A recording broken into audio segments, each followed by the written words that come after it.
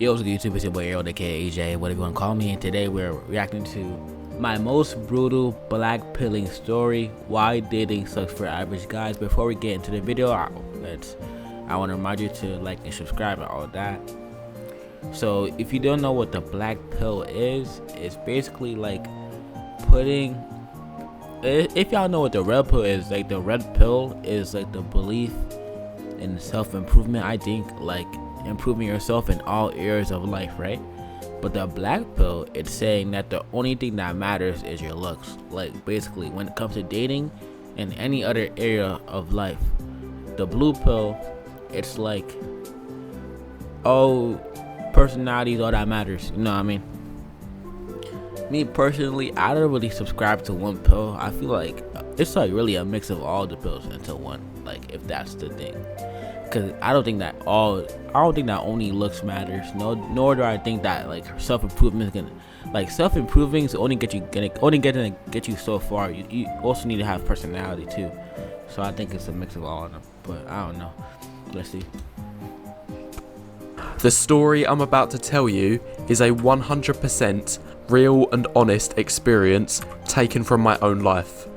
I've not made this up, and everything in this video comes from what I've witnessed and my own observations. And just in case you were wondering, no, nor have I twisted any of this to align with some sort of belief system that I hold. Okay, so this is unbiased information. By the end of the video, it should be clear that I have no reason to lie. There is no incentive for me to make any of this up.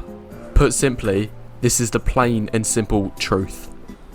So before I get started, I'm first going to give a little bit of context about myself. So this is me, and this is a little bit of information about my background.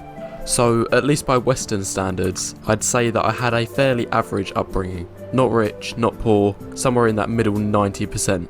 And I'm not saying that in an ungrateful way. Obviously, I'm thankful and fortunate for the upbringing that I have had, and am aware a lot of people have things significantly worse, especially out of the developed world. That's a fact. Give some context, I'd say my upbringing, at least by Western standards, was average.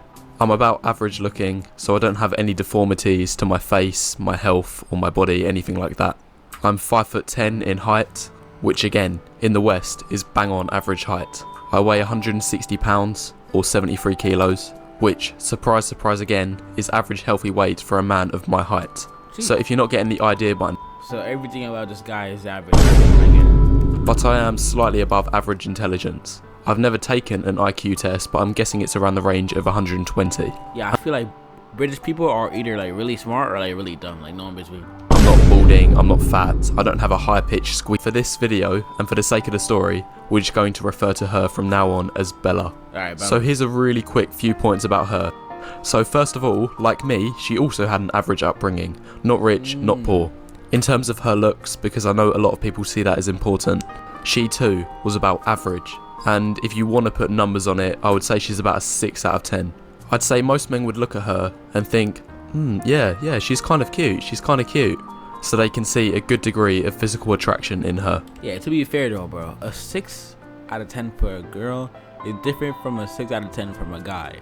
Like, at least from, like, for example, like a 6 out of 10 guy to a girl is like low-key chopped cheese. But a 6 out of 10 girl is like, to a guy, is like a fucking treasure, bro.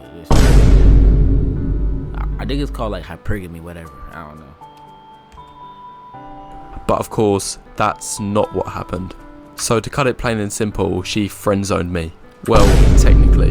And what I mean by this is that I never directly asked her out or showed that I was attracted to her. That's the problem. However, she made it very clear from the beginning. Bro, that's the problem again. What's the point of being friend-zoned, bro? I don't understand that shit, bro. I feel like the best way to do it is to make your intentions known, either one way or another, from the jump. So there's not going to change to get friend-zoned. And if a girl were to like friend-zone me in any type of way, bro, just like, oh no. Problem.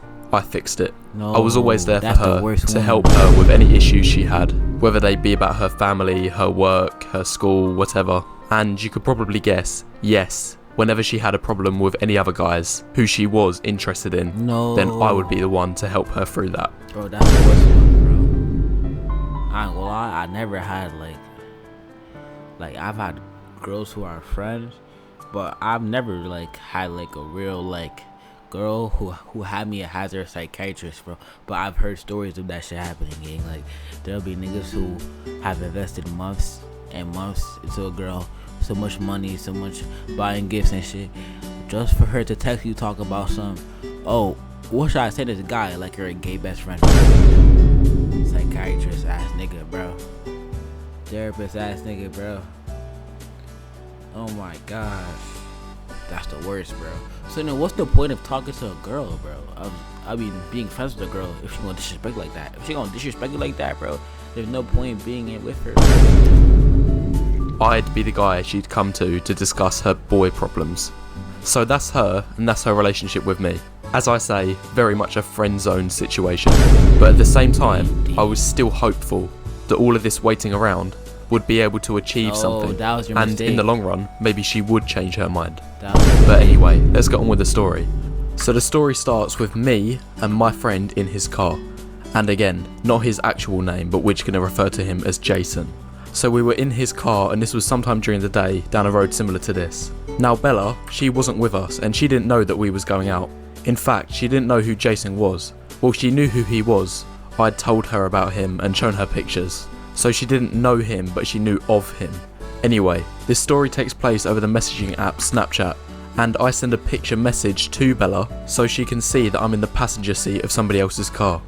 And by the way, I'm just going to explain why it's relevant that it took place over Snapchat. So if you've not heard of Snapchat before, it's basically a normal messaging. Well, I've heard of Snapchat before. The difference is that every single time you send a text, you also send a picture. Okay, that's just like not true. But maybe this video is old and like back then it was like that. But nowadays that's not true. I don't know. Maybe it means like most. Maybe I mean keep in mind this guy's from the UK, so maybe they do things like differently over there. Maybe they be like only snapping and no like text.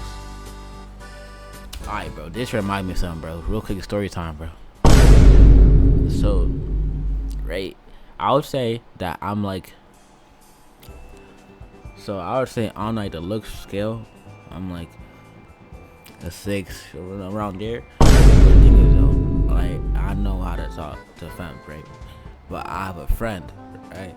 And that nigga right there, bro. I'm not gonna say real name, but let's just call him CB, right? CB. He's a very attractive man, right? Very pause, right? But I can say that, bro, because like that's my man's, right? So boom, right? I had this one friend who was a girl, but I swear I didn't actually want her, right? Right? I didn't want her, but I just had her as an actual friend, right? And this kind of opened my eyes to like, yo, pretty privilege is a real thing, bro. Yo, bro. I introduced her to my friend CB, and I'm not even lying. After 4 days, I hear that they're dating. Mind you, bro, I had known this girl for 2 years at that point, bro. And like me and her were like we never even got to like the talking stage. And then, bro, that nigga CB, bro, after 4 days, took her. Damn. But he's still my man, though. But I mean, Look on your face. Or lastly, if you're angry with someone, then quite obviously you're going to be visibly filled with rage.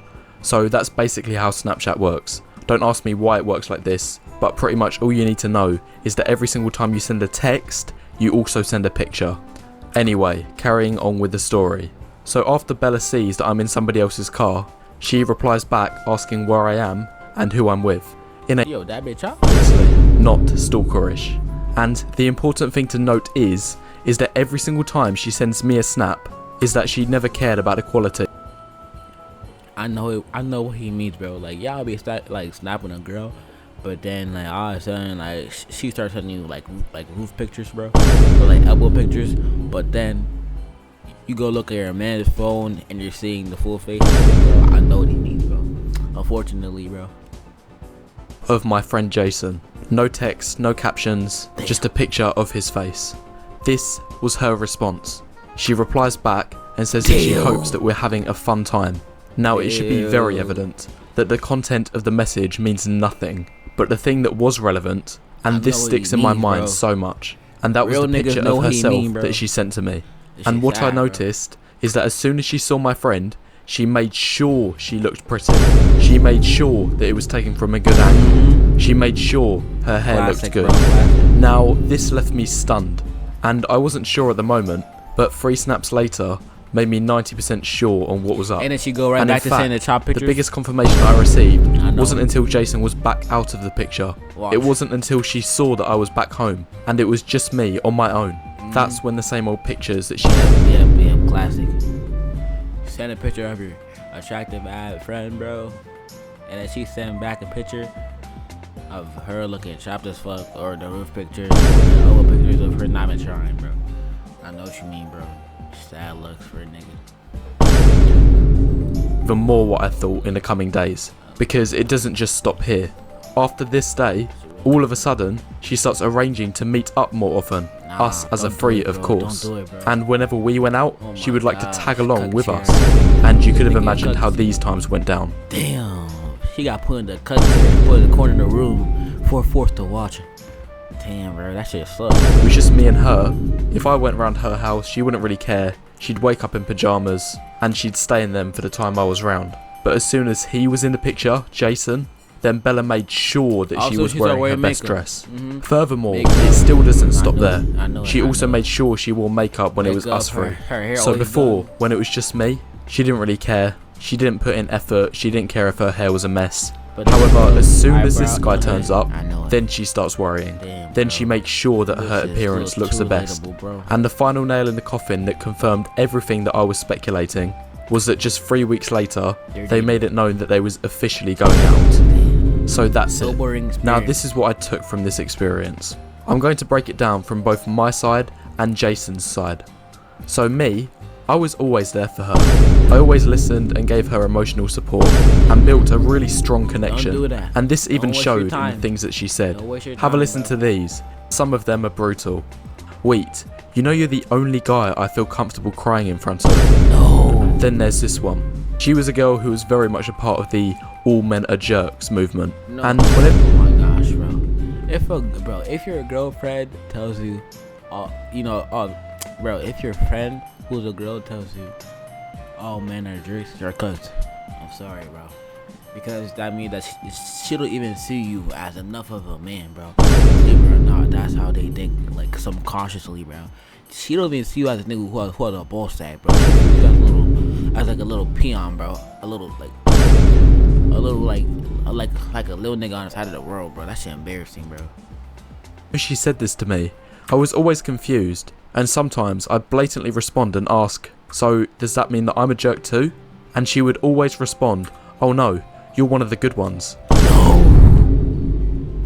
But then that nigga Jason though, is he one of the good ones? I bet she wouldn't even dare to tell Jason all men are jerks. That shit crazy, bro.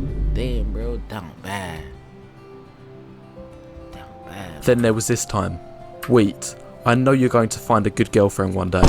So free. To make her so. So then why did he stay around? He like delusional. So, wait, you don't know how much I value our friendship. Oh my God. Now hearing these things sucked, and it should be fairly obvious to see why that is. Now let's have a look at Jason's side. Now I always noticed that he never had any issues with girls. For him, building attraction was almost effortless. He made it look easy. He's 6'2", has an attractive face and body. And pretty much to summarise everything that I've learnt from this, to summarise the whole story, is that this means everything and this means absolutely nothing. This taught me that 2 seconds of seeing someone's face beats 2 months of emotional support and blood, sweat and tears. I mean, like, what's your opinion on this, bro? Do you think that that's true? 2 seconds of seeing an attractive person beats 2 months of getting to know somebody actually? And just in case I get a few angry people in the comments, no, I never felt entitled to her affection or that she owed me something in return for all of the emotional support and time I gave her. I was never expecting anything in return. Bro, but the thing in is, fact, though, the way I was... Bro, but the thing is though, bro, I feel like women know. Like, they know that nigga, like, they can sense when a nigga wants them, bro. So then she just kept him around to just be like a psychiatrist that bro. That shit is mean, bro. This is bullying, bro. He didn't treat her right. He wasn't a jerk. He was my friend. But he did teach me that you can do all of these things, and it won't do anything in terms of building romantic attraction. I'm going to spell it out for you guys. Looks is everything. Looks is everything when it comes to attraction. If you're a guy and you find that girls do not like you, it is because of your looks. And these teach the opposite of this, the opposite of the truth. Companies like Disney, they will teach you that the hideous but kind-hearted monster, he's the one that will win the girl's heart.